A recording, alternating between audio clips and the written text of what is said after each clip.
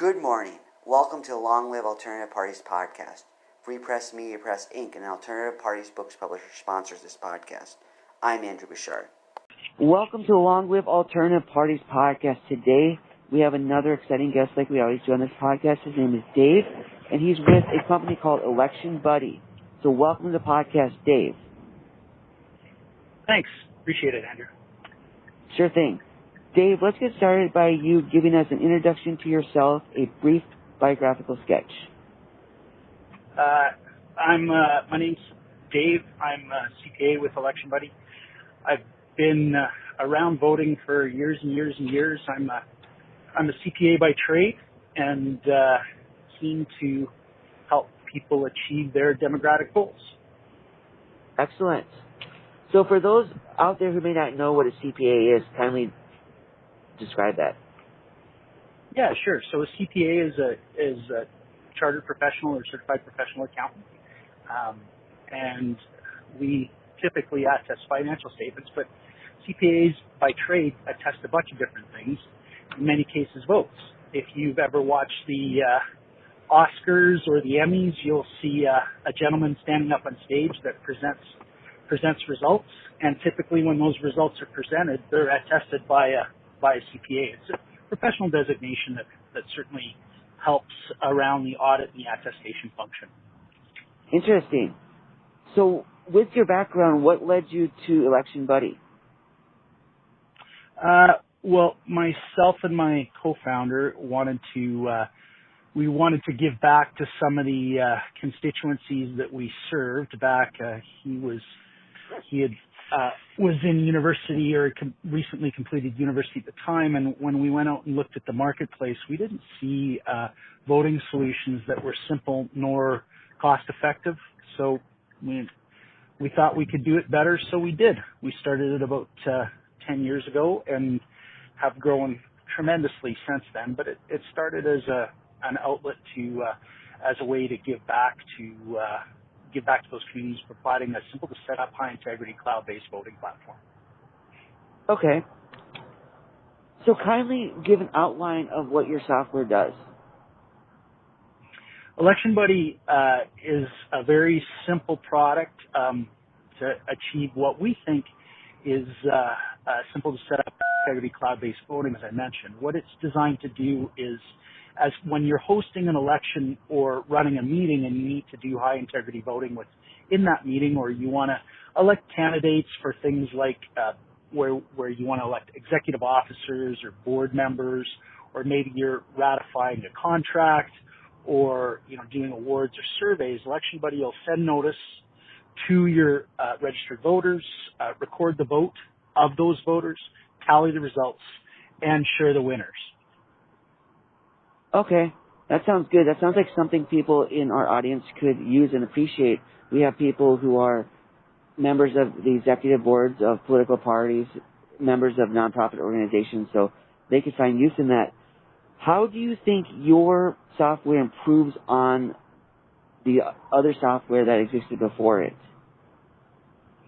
Well, there's lots of good solutions out there. I track, the goal, our overall goal is to achieve accessible democracy around the world. Okay.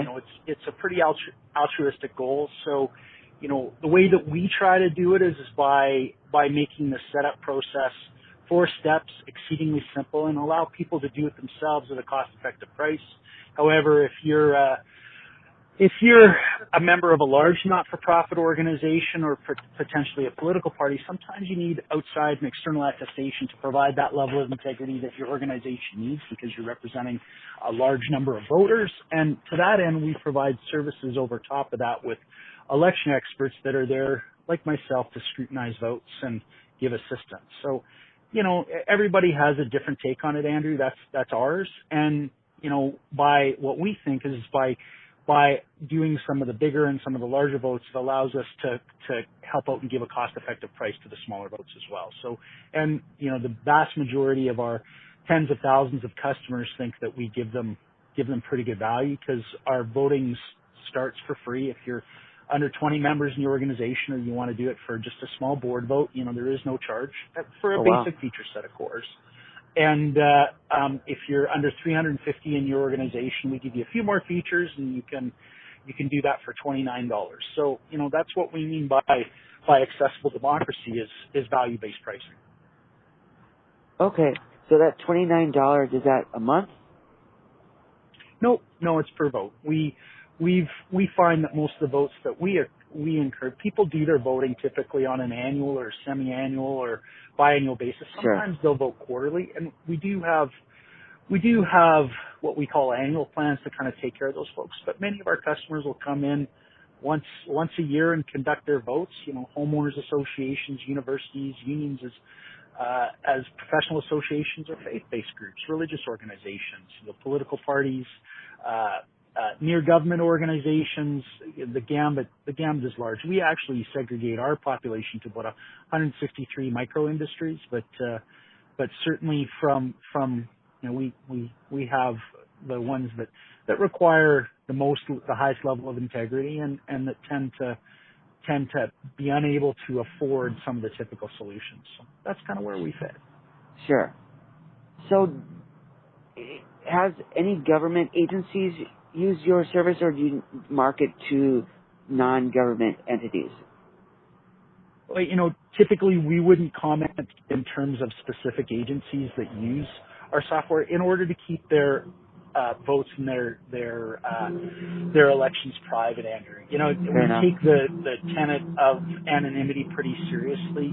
So unless we've been given specific permission to talk about those organizations, we don't, right? And that's not good or bad. What we find is that most of our customers appreciate that anonymity and that kind of that level of concern around making sure that their votes stay private, for sure. Okay. So is that one way you see that your software improves on the way voting is done, is it gives an extra layer of privacy and anonymity? Well, everybody, that's a very, very interesting discussion to have. We provide a voting process that works like, voters are used to. They go to they in most cases when you would do a vote at a polling station, or you go and visit your local school to run your vote, you put your ballot, your paper ballot, in a box. We try to mimic some of that process just to make sure that our voters feel comfortable with the process. But in terms of level of anonymity and security and those things that we do we improve on it? That's a very, very difficult question, because some folks say paper ballots are the only way to go. Some folks will say electronic voting is the only way to go. We provide both within our platform because we recognize that there is a need for both. Okay. So if somebody is more comfortable with paper ballots, if you can describe it, how would the process go? Do they send them into your company, or do you collect them? How does that work? Well, we have a number of different things. If we mail out ballots to folks, then we have a central office that we clear those folks, and then we get an election expert to tally those results using our software and some of our internal algorithms to record that vote to make sure that it stays secret. There are many different kinds of paper and mail ballots that occur, so that's a pretty broad question, right? But that gives you a sense of one of those kinds. If people want to go in and record a paper ballot and just plug that paper ballot into a ballot box, well, that's a little bit different. And we would provide attestation services over and above that, and we've done that for a number of votes. But certainly, in terms of giving that capability to make that process easy, we think we do a pretty good job. But, that's why we talk about things like hybrid votes. Some folks will say, look, we want to have some of our voters with the convenience of electronic voting. Some of the other ones want to visit a polling station. Some other folks will come in and want to mail their ballots. And some folks will want to do it on their phone. Some folks will want to do it on their computer. Some folks, will want to receive a notice by email, but then access a ballot using the internet. So there's many, many different ways that a proper vote can be done, but it all goes back to that level of security and anonymity that you're trying to provide at the core of the process. That's why, some folks will try and do it with forms-based solutions or spreadsheets, but that's pretty hard to guarantee anonymity with those for sure. So here's a question for you.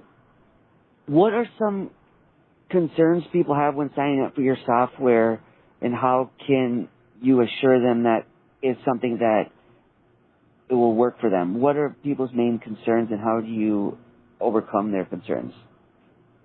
Well, we've always said that the best way to alleviate a concern is give somebody a chance to try it. So we have an internal, as I mentioned, is that you can do those votes yourself, but if you want to test Election Buddy to make sure that it works for you, you have that right? And you do that at no charge. So you can test before, we call it try before you buy, but our whole model is based on that. So if people have concerns and they want to do it themselves because they're a small organization, then they can come in and test Election Buddy out at no charge.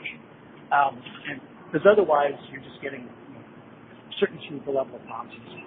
If we were a larger organization and we wanted us to do the application, we would have you contact some of our customers in the typical reference process and carry that through.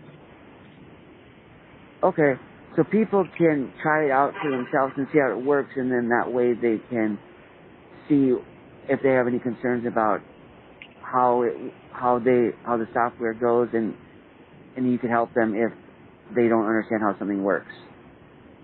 That's correct. Excellent.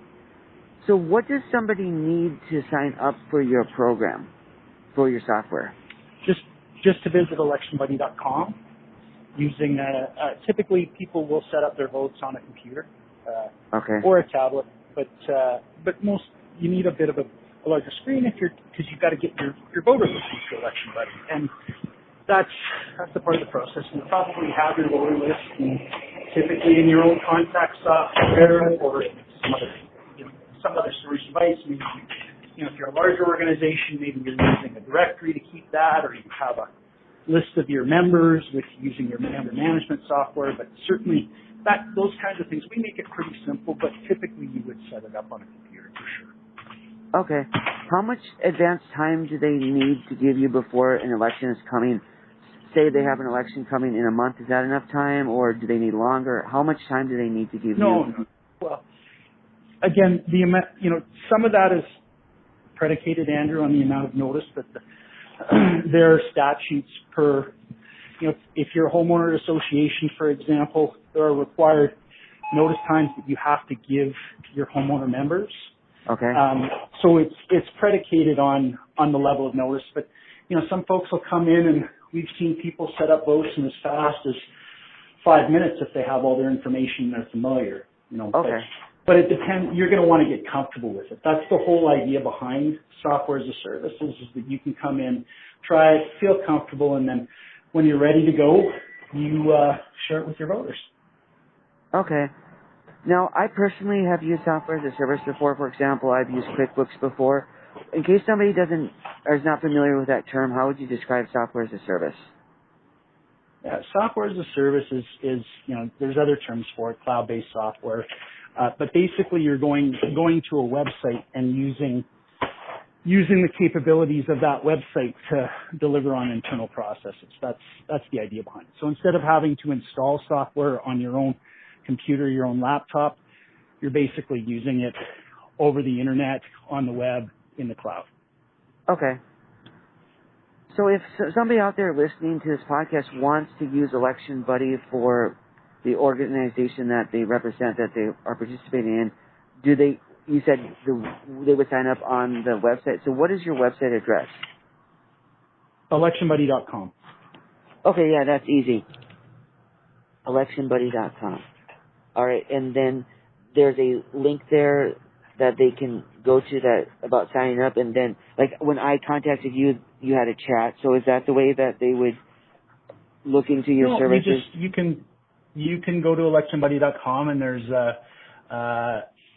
a number of buttons. We try to make it pretty obvious to either at the top of the page they can start a free trial, they can start a free election, They can get more information based on the kind of organization that they're in, whether they're a homeowners association or a political party, for example.